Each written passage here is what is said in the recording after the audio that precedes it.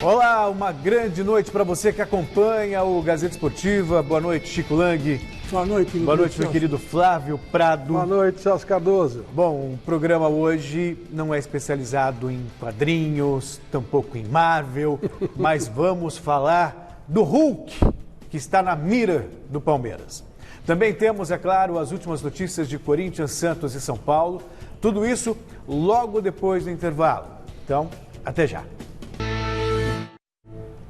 E nós estamos de volta com a enquete do dia. Logo mais, José Paes vai passar informações sobre esse assunto, mas nós queremos saber o seguinte: Hulk é o nome ideal para substituir Dudu no Palmeiras? Sim ou não?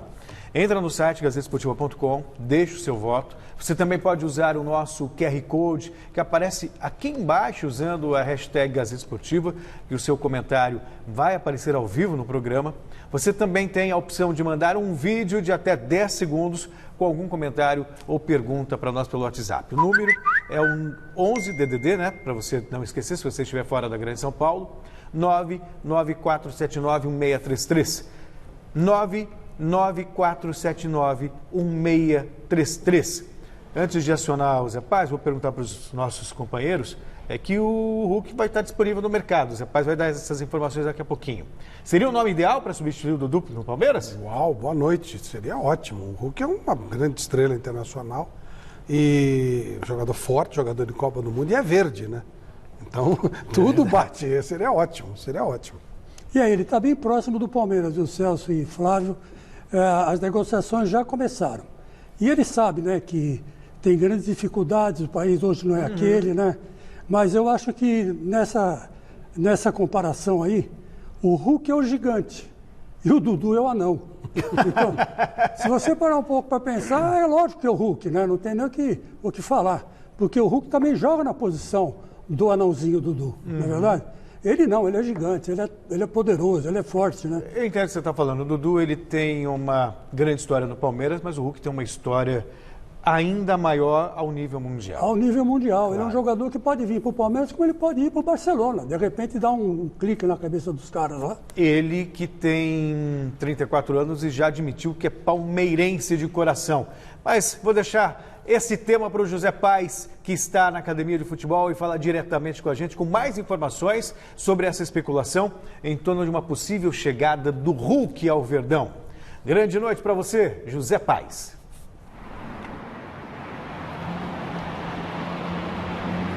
Grande noite, Celso Cardoso. Um abraço para todo mundo que está acompanhando o Gazeta Esportiva. Pois é, Hulk pode pintar no Palmeiras, mas só em 2021. E a gente explica o porquê. O Hulk ainda tem contrato lá com o Xangai Sipig do futebol chinês até dezembro deste ano. O Hulk disse que não vai renovar com o clube chinês e que pretende atuar por uma outra equipe em 2021. O próprio Hulk disse que já recebeu algumas propostas, algumas sondagens de times aqui do Brasil, uma sondagem inclusive do Palmeiras. Essa sondagem aconteceu há cerca de 3 ou 4 semanas atrás, justamente quando começaram aí as negociações entre Aldo Rail, Dudu e Palmeiras para a ida do camisa 7 lá para o futebol asiático. E o que o Palmeiras tem de bom nesse negócio? Por que o Hulk pode vir para o Palmeiras? O Hulk é palmeirense, já foi a um jogo do Palmeiras, já disse que tem a vontade de atuar pelo Verdão e, além disso, um trunfo para o Palmeiras é a presença do João Paulo Sampaio na direção das categorias de base do Palmeiras, na gerência das categorias de base do Palmeiras. O João trabalhou com o Hulk no Vitória, nas categorias de base do Vitória, foi técnico do Hulk e responsável por transformar o então lateral esquerdo Hulk em atacante. Então o Hulk tem tudo para vir para o Palmeiras, mas apenas em 2021, Celso. E uma informação bacana que a gente recebeu agora há pouquinho aqui lá do Bruno Secom, setorista do Palmeiras no site gazetesportiva.com, é que o Luxemburgo voltou hoje à academia de futebol, treinou o Palmeiras, está totalmente recuperado da Covid-19. Eu sei que você gosta muito aí do Batman, Celso Cardoso, mas o Hulk, na sua opinião, seria o super-herói ideal aí para salvar o Palmeiras? Um abraço, meu querido. Obrigado, outro abraço para você. O Hulk é o Hulk, né? Onde ele vai, põe respeito. Olha, gol custa muito caro. Ele faz gol. Ele já foi o atleta mais bem pago do mundo. Quando ele foi para o Zenit, ele fez um contrato espetacular. E só se ele não levar em consideração esse fator dinheiro. O Palmeiras é um time muito bem assentado, né? Mas não, o dinheiro aqui, nesse lado do mundo, é claro, até na pandemia piorou mais ainda, mais valor de euro, etc. O Hulk recebe em euro há muito tempo. Então ele teria que abrir mão de uma série de coisas para voltar para o Brasil. Não sei se é interessante para ele profissionalmente. Essa coisa de torce para o time, então isso eu acho tudo bobagem. O cara, isso é o trabalho dele. Ele pode jogar pelo Corinthians e continuar sendo palmeirense, apesar que você torce para aquele lugar onde você trabalha. Mas, sinceramente, eu acho que isso aí sabe, trabalhou com o João Paulo, legal, mas tudo bem, somos amigos, manda Feliz Ano Novo todo ano, manda Feliz Natal. Eu não gosto muito dessa história. O fato do cara torcer para determinado time num determinado momento, misturar com o lado profissional. Acho que ele tem que pensar profissionalmente. Mas se ele tem interesse de voltar ao Brasil e não se importar tanto em perder um ganho importante, ele pode voltar. O Palmeiras é uma das 2 ou 3 equipes brasileiras que poderiam É que ele já está com 34 anos. O Palmeiras não teria que gastar com os direitos federativos, uma vez que ele chega... O Palmeiras vai ter que arcar só com o salário. Mas o salário dele é uma coisa dentro do que é hoje. É claro. Então, por isso que eu estou dizendo, ele teria que abrir mão de uma série de coisas. Eu não sei se vale a pena. Se fosse agente dele, falo, fica na Europa, que ele ainda pode jogar em algumas praças. Mas vamos levar em consideração ele querer, né? Que ele também já trouxe 2 filhos, né? E os 2 filhos estão treinando lá no Porcódromo. Estão lá no Palmeiras? Do lado do Palmeiras, estão lá treinando. Quer dizer, existe uma intenção dele, acho que de voltar para o Brasil. Até porque ele colocou os 2 filhos lá treinando. Estão treinando, eu não sei se são bons, nem sei a posição. Mas ele levou os filhos para lá e o Palmeiras aceitou. E fez mais, abriu as portas para ele, se ele quiser vir treinar de madrugada, ele pode. Já aconteceu dele passar, ter uma passagem pelo Palmeiras para se recuperar, no começo do ano, se não me falha a memória. Enfim, de repente pode dar jogo. Se ele quiser voltar, eu acho que profissionalmente ainda dá para ele jogar mais tempo na Europa. Mas se ele for voltar, o Palmeiras é uma das poucas equipes brasileiras que poderia imaginar que ele receba 500, 600 mil por mês, 800 mil. É muito dinheiro, né? Mesmo sendo menos do que ele ganha lá fora. Acho que ele ganha, lá ele ganha bem mais que isso. Mas com os filhos do Palmeiras, vamos ver que se a molecada entra, de repente... Eu acho que o sonho vale. Seria ótimo. O sonho vale. Vamos diretamente agora ao rival do Palmeiras, vamos ao Corinthians, vamos ao Parque São Jorge, com o Jonas Campos e as notícias do Timão. Grande noite para você, meu querido Jonas.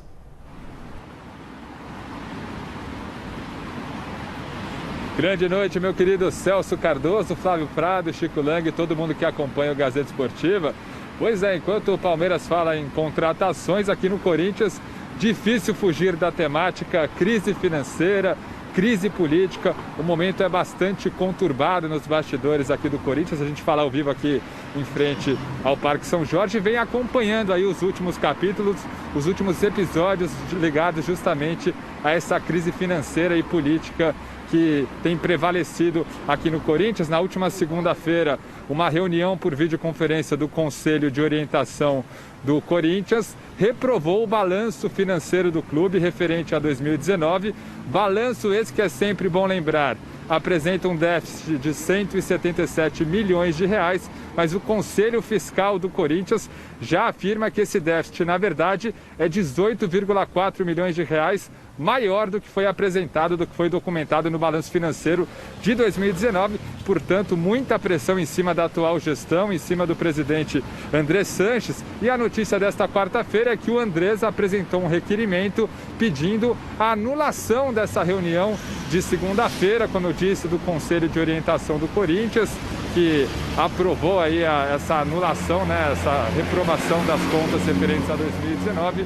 O Andrés alega que ele, presidente do clube, não foi convocado, que isso está determinado no Estatuto do clube, e ele afirma também que essa reunião foi convocada para análise das contas e não para nenhum tipo de votação, como acabou de fato acontecendo. O momento político é extremamente conturbado, meus amigos do Gazeta Esportiva, e vale lembrar que essa reunião de segunda-feira, em termos de consequências imediatas, não traz grandes abalos ao Andrés, mas uma próxima reunião envolvendo o Conselho Deliberativo pode sim originar a abertura do processo de impeachment do presidente André Sanches. Lembrando que a eleição do Corinthians está marcada para o próximo dia 28 de novembro. Isso, claro, abala também a equipe dentro de campo, abala o elenco, a situação financeira é complicada, 3 meses de salários atrasados. E aí eu já trago um outro destaque dessa minha primeira entrada. O Corinthians conta muito com o dinheiro da venda do Pedrinho, meio-campo, para o Benfica de Portugal, 120 milhões de reais que serão pagos em 5 parcelas. O Corinthians esperava receber a primeira parcela neste mês de julho, né, para aliviar essas contas e essa crise de momento, mas a tendência é que receba esse dinheiro só em agosto, justamente aí por causa do atraso da janela devido à pandemia. Então, a primeira parcela da grana do Pedrinho, cerca de 20 milhões de reais, deve cair só em agosto para aliviar esse momento bastante conturbado dos cofres corintianos. E daqui a pouco eu volto para falar do time que já pensa na reestreia, na volta do futebol, no clássico contra o Palmeiras, dia 22 de julho. Celso. Muito bem, Jonas. Aguardo você então com mais informações do Corinthians. Situação complicadíssima do Corinthians. É complicada. E aí a pergunta até que eu faço para vocês, Chico, poxa vida, o Corinthians tinha a pretensão de ser o Real Madrid, né? Um clube de muita força, conquistando títulos com dinheiro, é a segunda maior torcida do Brasil. Não era para estar nessa situação. O que eu posso dizer para você é o seguinte, para entender o Corinthians, existem 2 políticas, uma geral, que você faz com as autoridades locais, né? Prefeitura, Estado e o governo federal, e a outra política do clube. A política do clube é que é complicado, porque você tem que fazer a política em cima dos 300 conselheiros que estão lá, ou 300 e pouco, não sei. É o Congresso Corintiano. É o Congresso Corintiano, e que tem que julgar o que está acontecendo. Tem que julgar o que está acontecendo. Mas o André Sanches, agindo dessa forma, tentando, né, como hoje tentou, disse aí o Jonas, com muita propriedade, anular essa reunião do Conselho, é porque ele é esperto, porque se o Conselho falar, vamos abrir um processo de impeachment, ele tem que ser afastado do clube, até esse processo todo acontecer. Então, vamos ver o rumo que vai tomar essa politicalha que existe lá dentro, né? E que já derrubou o Dualib. Iria derrubar o Dualib. O Dualib renunciou, né? Renunciou nos microfones da Gazeta. Estava eu e o Garcia lá, né? E nós fizemos essa entrevista com o presidente do Dualib, né? Que acabou saindo antes de ser julgado pelo Conselho Deliberativo. Agora, se for para o Conselho Deliberativo, o processo de impeachment vai ser aberto, sim. Até porque a coisa mais mal feita no Brasil é a gestão de clube de futebol. Péssimas. As gestões, salvo raríssimas exceções, um Paulo Nobre e tal, coisa muito rara. A gestão é muito mal feita, o Bandeira de Melo e tal, mas é muito raro. Portanto, as contas dos clubes deveriam sempre ser reprovadas, mas elas não são. Isso demonstra não que as contas estão erradas ou diferentes de outras. Não. Provavelmente o Corinthians já passou por situações piores do que essa e as contas foram aprovadas. O São Paulo, o Santos e por aí vai.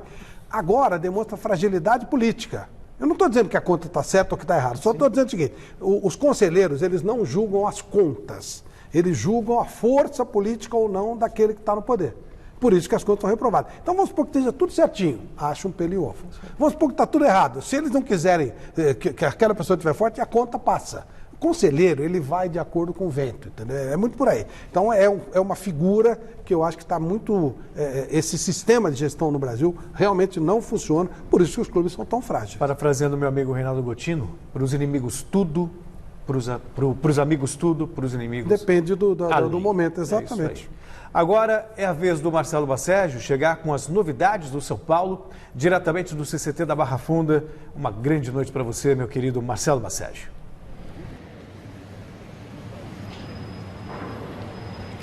Muito boa noite, Celso Cardoso, Flávio Prado, Chico Lang, a todos os amigos que acompanham o Gazeta Esportivo. São Paulo encerrou hoje a sua intertemporada em Cotia, após exatos 7 dias, uma semana de confinamento lá no complexo das categorias de base. Os jogadores participaram de uma última atividade na parte da manhã, almoçaram por lá e depois retornaram à capital paulista, cada jogador em seu próprio carro, para evitar aglomeração, evitar o risco de contágio pelo novo coronavírus, embora todos os atletas, comissão técnica, staff, tenham sido submetidos a uma nova bateria de exames para a Covid-19, todos testaram negativo. Nesta quinta-feira, o técnico Fernando Diniz deu folga para o elenco.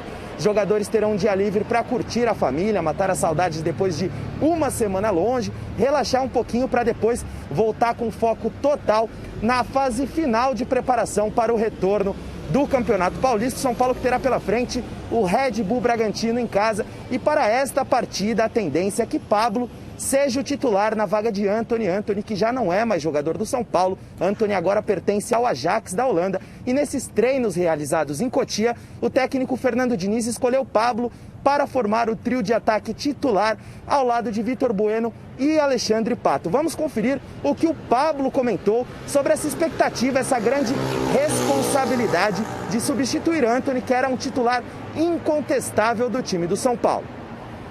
O Fernando me conhece muito bem, né? Já tínhamos trabalhado junto, ele sabe que antes de ele me colocar como centroavante eu jogava na ponta.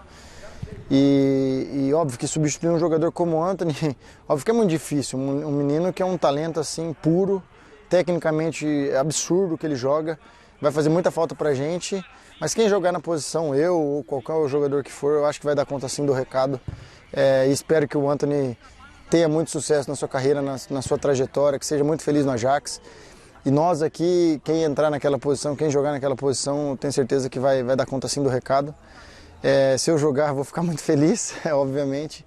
Mas o Fernando sabe onde eu posso jogar, ele sabe o que eu gosto de fazer no campo. Ele me dá liberdade quando eu jogo ali para fazer os movimentos. Os jogos que eu joguei na ponta, quando o Antony estava na seleção, dei algumas assistências, ajudei a equipe, enfim. Então estou pronto sim para jogar na posição.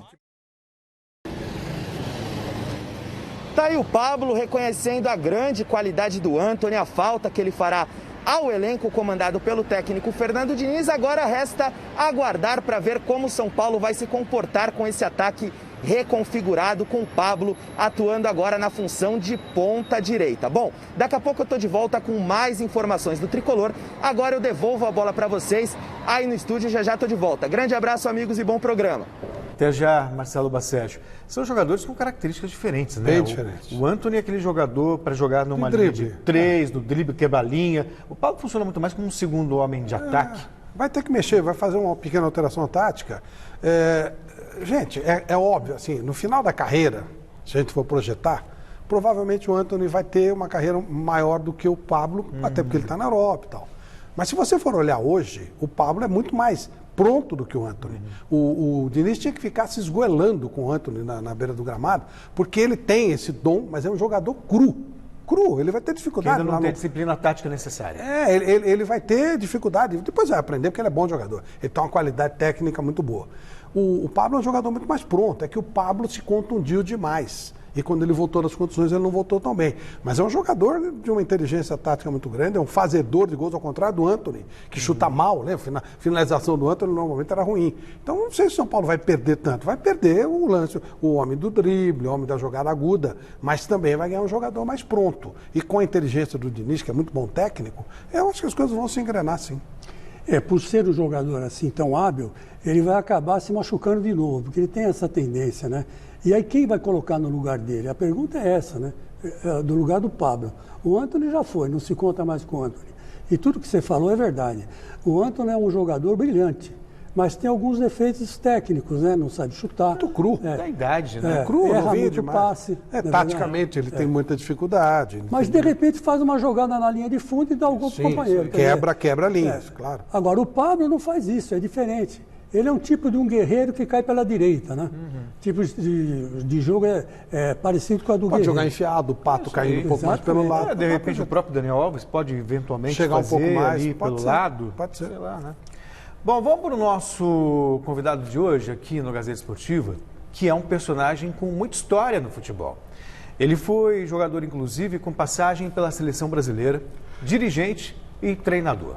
Atualmente, o Toninho Cecílio é treinador do Água Santa, time que briga por vaga nas quartas de final do Paulistão. Boa noite, Toninho Cecílio, seja bem-vindo ao Gazeta Esportiva. Obrigado por aceitar o nosso convite. O Água Santa tem Mirassol e Palmeiras pela frente. Qual a sua expectativa para esses dois jogos depois de tanto tempo parado? Boa noite, Celso. Um prazer. Eu que agradeço o convite. participar de um programa com dois grandes amigos também, o Chico e o Flávio, duas pessoas que eu convivo há muitos anos e que sempre tivemos uma relação pautada em muito respeito. Muito obrigado pelo convite.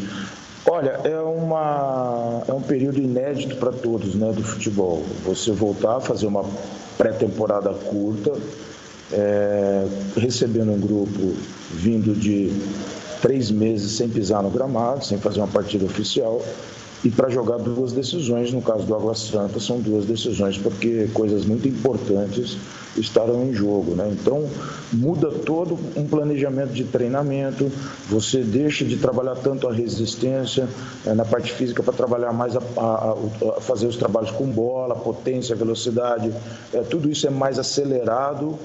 E também o planejamento dentro da partida, das 2 partidas que virão, a cabeça do treinador tem que funcionar diferente, né? Com as 5 substituições que serão permitidas, os jogadores não estarão com aquela pré-temporada ideal, portanto as substituições elas dificilmente deixarão de ocorrer às 5. E tudo isso, acho que quem usar melhor essas ferramentas, entender melhor esse momento inédito, pode ser que saia na frente, pode ser que tenha alguma vantagem.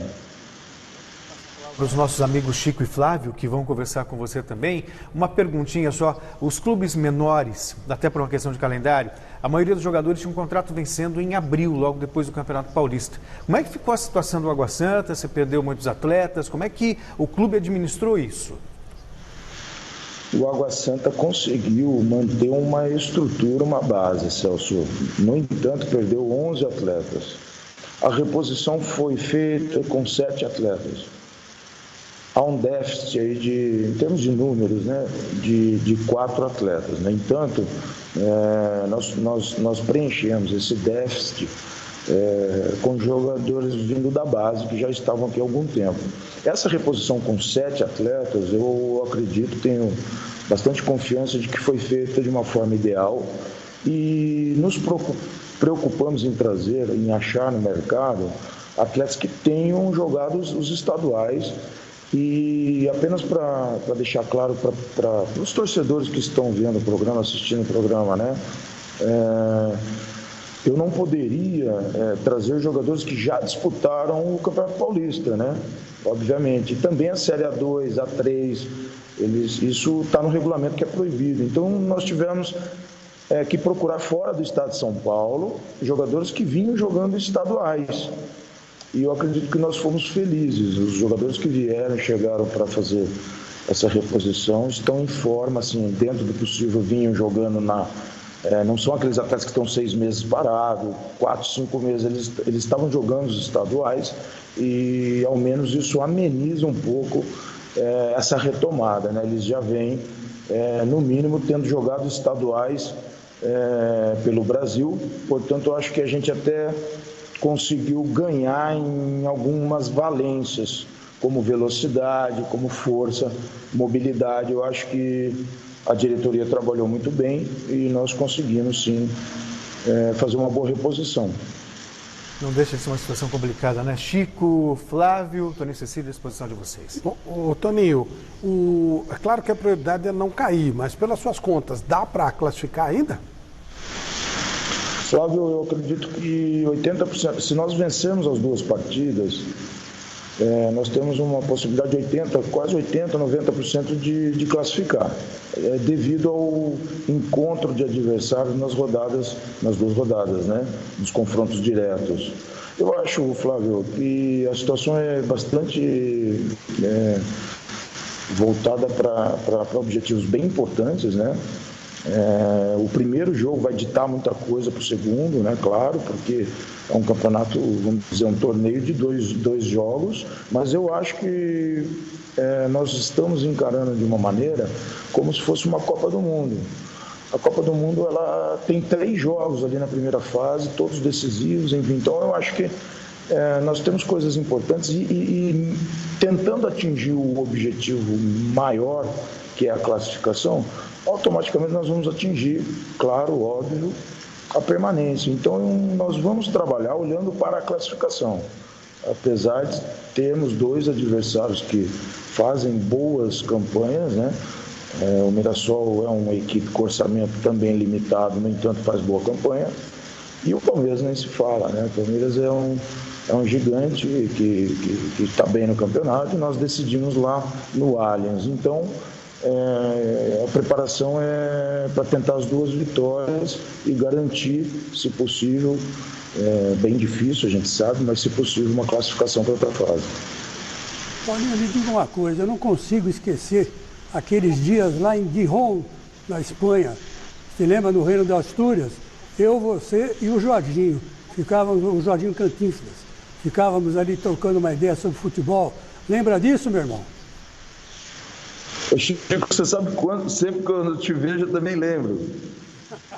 De coração, eu também lembro, sempre. Eu tive um momento difícil, na verdade assim, né?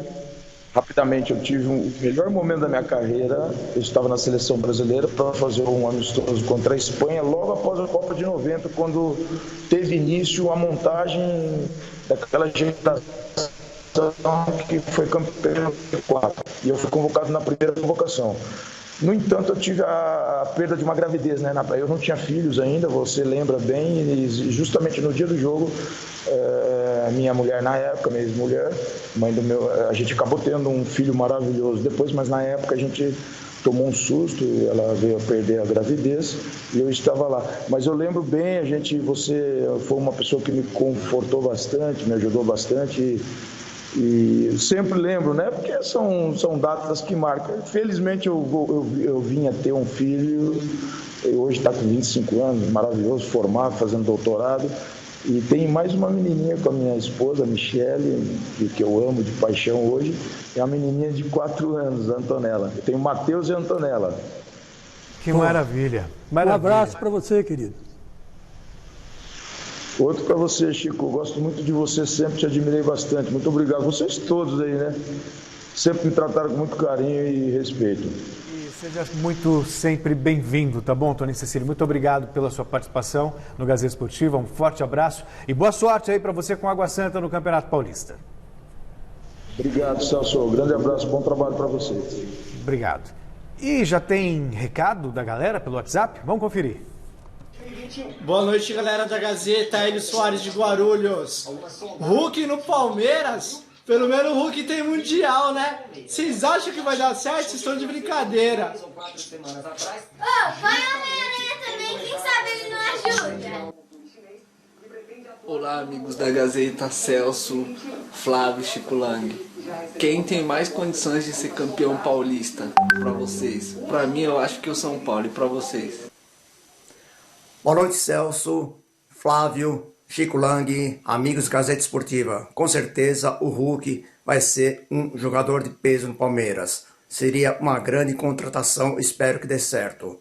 Lá na frente, com aqueles chutes, aquelas bombas, que ele vai fazer muitos gols. Muito obrigado, Marco Antônio, de São Paulo, Jardim Tremembé. Boa noite. Boa noite. Jogador de peso, não só no sentido figurado, mas também no sentido literal. Não que ele seja gordo, obviamente, mas que é muito forte. Quer responder a pergunta do nosso internauta? Quem tem mais chance de ser campeão paulista? Eu acho que sim. Na minha opinião, o Palmeiras. Eu estou torcendo pro Corinthians, agora vamos ver. Né? Eu jurava que você ia falar Red Bull Bragantino. Vamos agora. Adoraria, viu? E olha que o Flávio é São Paulino rustido, hein? Quando ele faz assim, ó, é nóis. É nóis. É, eu sei. Eu sei muito bem o que o senhor pensa. Naquela noite que o Romarinho acabou com o Boca Júnior, ele não fez, é nóis. Isso. Estava lá, chorei de emoção. Chorou de emoção. Chorou porque gastou dinheiro à toa para ver o Boca jogar. Chico, me permite, antes de chamar os gols, ir para a Argentina, para Buenos Aires, nunca é gastar dinheiro à toa. É verdade. É uma na alegria cidade. ou na tristeza, vale a pena. É verdade. E não me chame de argentino. Enquanto alguns campeonatos estaduais nem recomeçaram, o Carioca termina hoje com o jogo final entre Flamengo e Fluminense. Veja como as duas equipes chegam para essa decisão no estádio do Maracanã. No primeiro jogo, deu Flamengo 2-1. Com direito à lei do ex. Com polêmica na expulsão do Gabigol. E atrito entre os técnicos Jorge Jesus e Odair Helman. Ou não? Não teve nenhuma situação com o Jorge Jesus. E se tivesse visto, eu teria cumprimentado.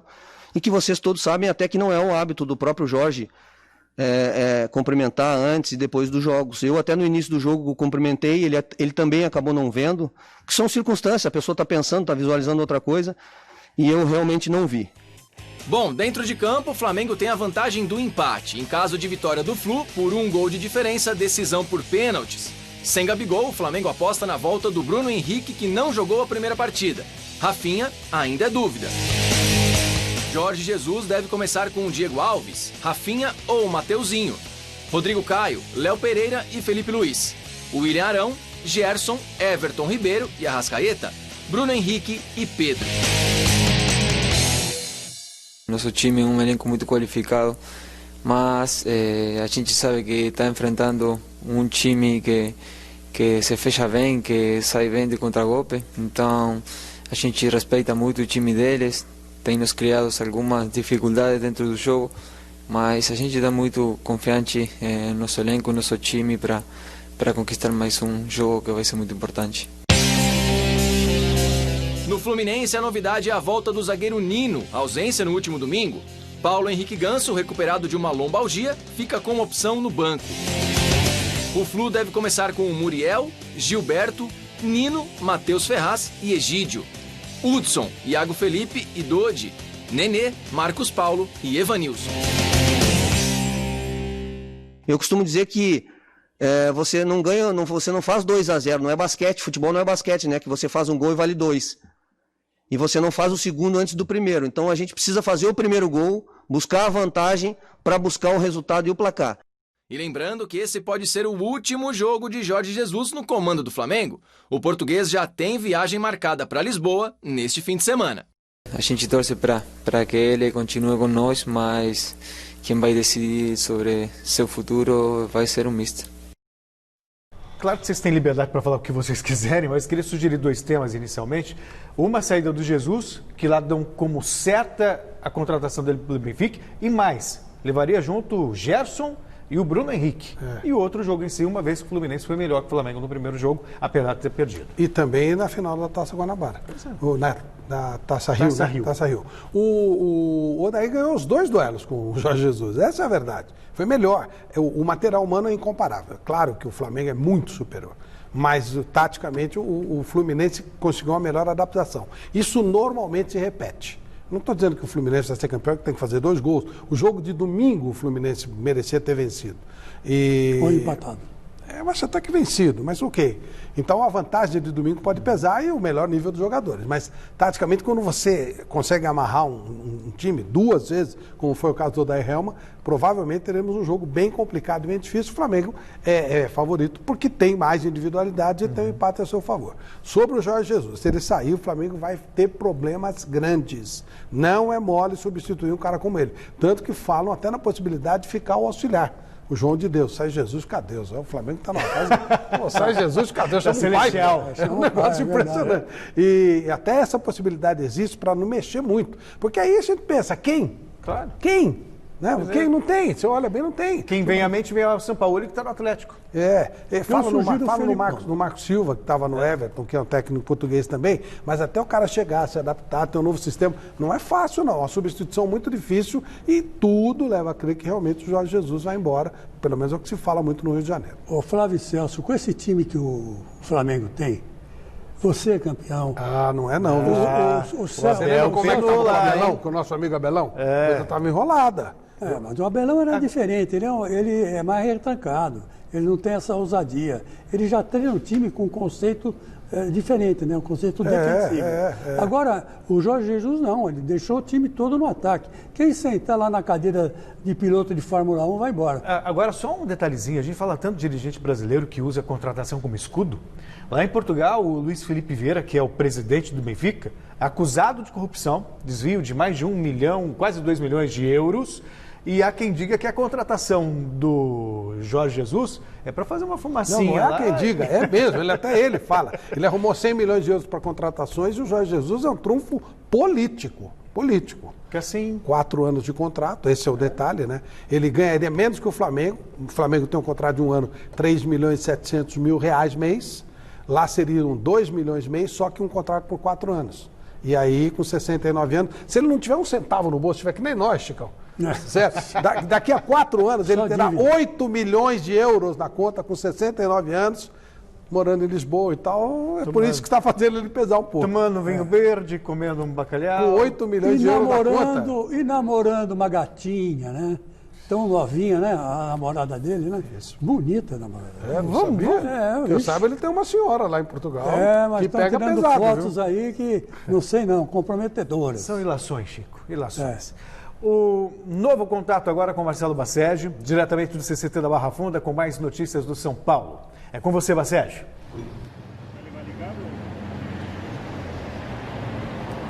É isso, Celso Cardoso, falando um pouquinho mais sobre a preparação do São Paulo, que encerrou lá em Cotia nesta quarta-feira. Agora o tricolor voltará a treinar, mas no CT da Barra Funda. Nesta quarta-feira, o Tietê não participou da atividade, ele foi poupado, assim como o Elinho havia sido poupado em alguns dias de atividades lá em Cotia, alegando um incômodo muscular. O departamento físico preferiu poupá-lo para que esse incômodo muscular não se transformasse em lesão. Bom, apesar desses problemas físicos do Tietê, do Elinho, há uma avaliação no São Paulo de que todos os jogadores se reapresentaram muito bem fisicamente, embora os jogadores tenham ficado longos meses afastados por conta da pandemia do novo coronavírus. E o Pablo também comentou sobre isso, segundo ele, ficou bastante surpreendido com a maneira com a qual os atletas voltaram às atividades no CT da Barra Funda e mais recentemente em Cotia. Vamos conferir o que o Pablo comentou. Para ser sincero, fiquei surpreso como todos os jogadores voltaram, assim, com a forma que o Fernando gosta de jogar, tendo a posse de bola, errando muito pouco.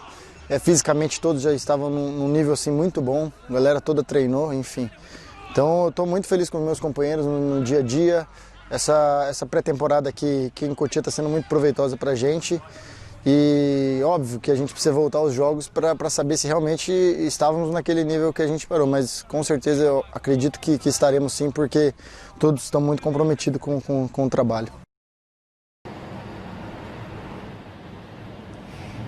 Tá aí o Pablo. Nesta quarta-feira, sem Tietê, o técnico Fernando Diniz armou a equipe titular com o Lisiero na vaga do Tietê. Lisiero formou a trinca de meio campo ao lado de Daniel Alves e também de Igor Gomes. Então, caso o Tietê, que é titular absoluto do tricolor, não reúna condições para enfrentar o Red Bull Bragantino em casa, a tendência é que Lisiero assuma a posição. Apesar de Fernando Diniz já ter indicado qual será o time titular para a reestreia no Paulistão, ele também vem testando algumas variações. Testou o volante Luan na equipe titular, o próprio Igor Vinícius, o próprio Paulinho Boia, que retornou de empréstimos consecutivos, agora voltou a ser jogador do São Paulo. Então, o técnico Fernando Diniz ainda trabalhando bastante a equipe para essa reestreia no Campeonato Paulista. Bom, essas eram as informações do Tricolor. Eu passo a bola para vocês aí no estúdio. Grande abraço, amigos.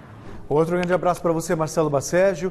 Claro que o trabalho recomeça do zero, mas, ao mesmo tempo, tem uma memória tática que não se perde, né, Flávio? Acho que não. Imagino que não. Eu fico muito em dúvida, porque, você estava falando agora, né? O Liverpool está perdendo do Arsenal. É coisa de maluco, inadmissível. O Liverpool tá bom, estava disparado na frente e tal. Já ganhou o título, já fez festa? Pois é, pode ser. Mas tem alguns times, tipo Wolverhampton, que estavam muito bem, voltou caindo. O Leicester estava bem, voltou caindo. O Manchester United não estava tão bem, voltou voando. Então, sabe, nessa altura o Corinthians pode ter muita esperança de ganhar no Palmeiras. Concordo. Porque muda, nós nunca tivemos 100 dias de, entre aspas, pré-temporada.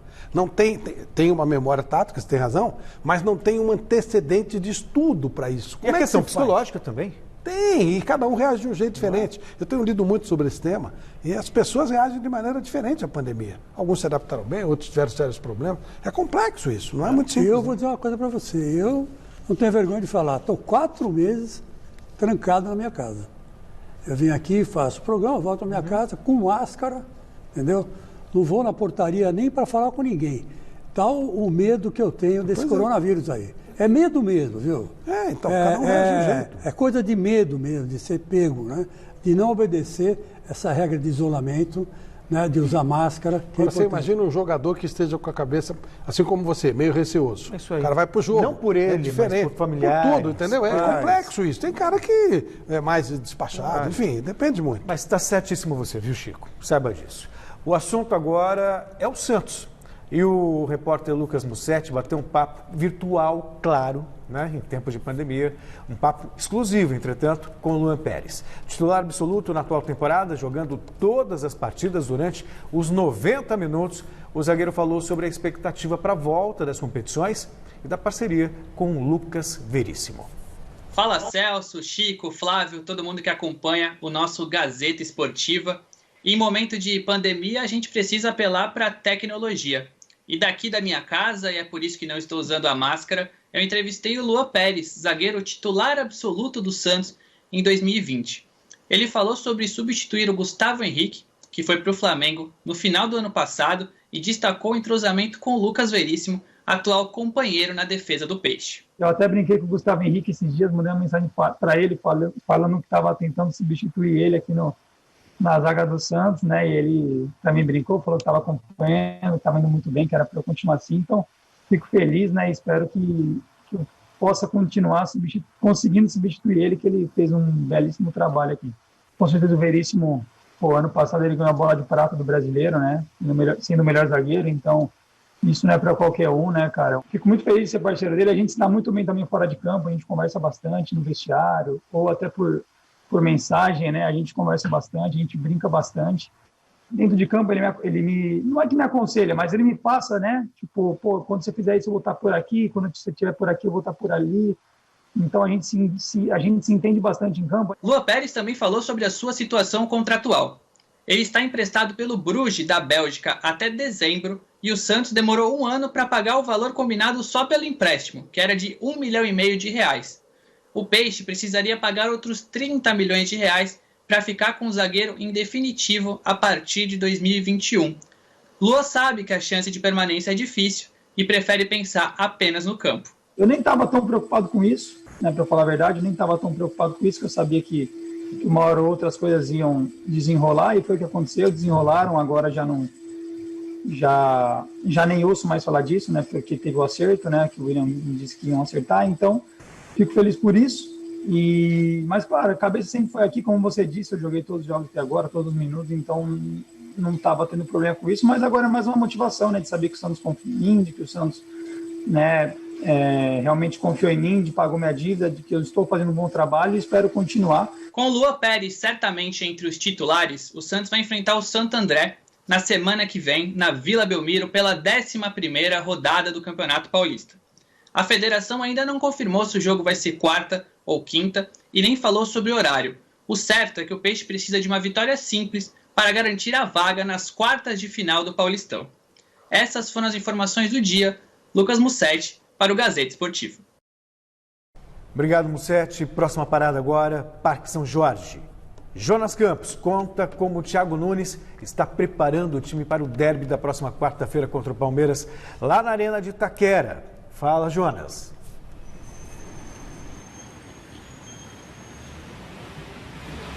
Fala, Celso. Voltamos aqui ao vivo do Parque São Jorge. Hoje, treinamento do Corinthians foi justamente no palco do derby, na Arena de Itaquera. O Corinthians voltou a pisar no gramado da Arena 4 meses depois do último jogo lá contra o Ituano, já sem público, né, com todos os procedimentos relacionados aí à pandemia. A partida sem público, o Corinthians na ocasião empatou por 1-1 contra o Ituano na Arena e hoje voltou a trabalhar no seu gramado, que será palco do derby, o primeiro derby da história sem torcida.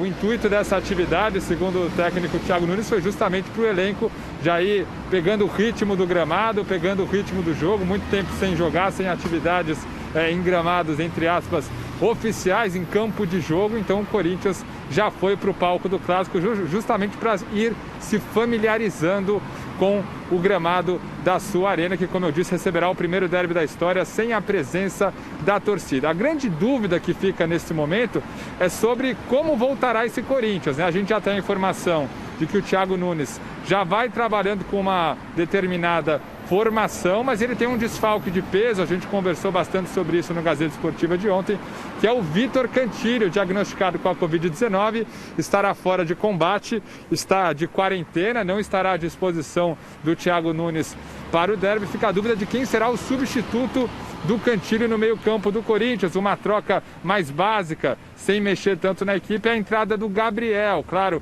o time fica um pouco mais travado em relação à saída de bola, à dinâmica de jogo, mas o Gabriel é uma opção para entrar no meio-campo, talvez a mais provável. O Ramiro está de volta. A princípio, o Thiago Nunes gosta de utilizá-lo na ponta direita. Começou muito bem assim sob a gestão do novo técnico, mas é uma opção também trazer o Ramiro para dentro, para essa vaga do Cantilho, deixando o meio-campo um pouco mais dinâmico e colocando um outro jogador de lado de campo aberto pela direita. Fica essa dúvida do professor Thiago Nunes. Ele ainda não sabe também se vai contar com o Jô. O Corinthians vai precisar correr para conseguir inscrevê-lo já para o derby. Aí fica também a dúvida se Jô e Bocelli podem ou não atuar juntos, né? Essa é a dúvida que rola nos grupos de torcedores do Corinthians. Rola essa dupla de ataque, Jô e Bocelli. Então eu volto para o estúdio com essa pergunta rápida para vocês. Jô e Bocelli podem jogar juntos caso o Jô esteja burocraticamente regularizado? E para a vaga do Cantilho, quem que é a melhor opção? Ramiro, Gabriel, Richard? O que vocês acham aí, Chico, Flávio, Celso? Boa, Jonas. Obrigado pelas informações do Corinthians. Eu colocaria o Ramiro ali no meio e dá para jogar sim, Jô e Bocelli juntos. Colocaria o Gabriel e sim, dá para jogar também, acho que dá. E você, Chico, desempata aí. Eu vou dizer a verdade, você jogaria um pouco mais retrancado, porque o Palmeiras vai vir babando, né? Está sabendo das crises que existem dentro do elenco, as crises fora, que essas dívidas, tudo. O Corinthians está todo abalado, desmantelado. Eu quero ver, já quebrou, está em cacos, está caquinhos. Vamos ver se o Thiago Nunes faz o milagre de unir esses caquinhos. Mas você sabe que diz a tradição, né? Quando um está ruim e o outro está bem, quem vence é o que está ruim. Na maioria das vezes. Uma coisa que está me incomodando, talvez eu não tenha essa informação, talvez vocês tenham, os estádios vazios na Europa têm rendido muito dinheiro para os times, com mínimo de criatividade. Por exemplo, o Mönchengladbach botou vários bonecos, 15 mil bonecos, com a foto do torcedor. O cara pagava 25 euros para fazer o jogo, ele levantou 1,5 milhão de reais, equivalente a 1,5 milhão de reais. O City, ele fez o telão, o Corinthians tem telões maravilhosos, e colocou o Zoom, aquele aplicativo Zoom, para você estar no Zoom, você paga uma determinada quantia, acho que 50 euros. Dá para você levantar dinheiro com isso. Sim. Um time da Dinamarca meteu um telão do lado de fora e os caras ficavam vendo no carro, espécie de um drive-in. Tem muita coisa para fazer. O Corinthians contra o Ituano colocou só o som de torcida, que ok, é o mínimo, mas não dá dinheiro. Dá para levantar dinheiro com o estádio vazio. Espero que tenha um mínimo de criatividade. O Corinthians lançou uma campanha de fotos no estádio, também remunerando, pagando para essa foto para estar no estádio. Sinceramente, não sei em que pé está hoje esse projeto do Corinthians. Acho que dá para ganhar dinheiro. Eu espero que... Porque não está sobrando grana, então tem que sobrar criatividade. Né? Mas o estacionamento é grande do Corinthians. Pois é. Você mete o telão, 50 conto para o cara entrar com lá e ainda vai ser... Vai lembrar o tempo de drive-in. 40 anos, tá bom. A vez agora do outro, do adversário, do derby, o Palmeiras, que segue treinando duramente na academia de futebol para recuperar o tempo perdido durante a paralisação das competições. Não é isso, José Paes, o homem do Palmeiras?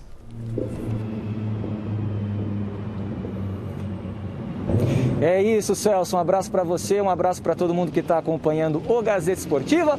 Falamos aqui da porta da Academia de Futebol do Palmeiras, o centro de treinamentos do Verdão. Verdão que trabalhou hoje na parte da tarde em apenas um período aqui na Academia de Futebol. A rotina tem sido sempre de 2 períodos, período da manhã, período da tarde para treinamentos. E tem um jogador aqui do Palmeiras, que bateu um papo com a TV oficial do clube e disse que não gosta desse negócio não de treino em 2 períodos, que ele prefere em um período só. Atacou de sincerão. Vamos dar uma olhada quem é.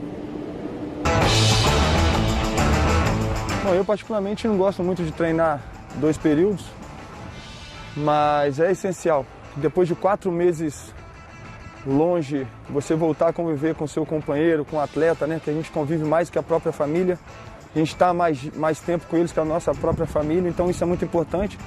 Sobretudo quando você tem 4 meses parado, né? Então é importante para a parte física, é importante para você voltar a ter a relação de companheirismo com o seu companheiro de trabalho, no caso aqui no Palmeiras, né? Mas é muito essencial e faz parte do nosso dia a dia.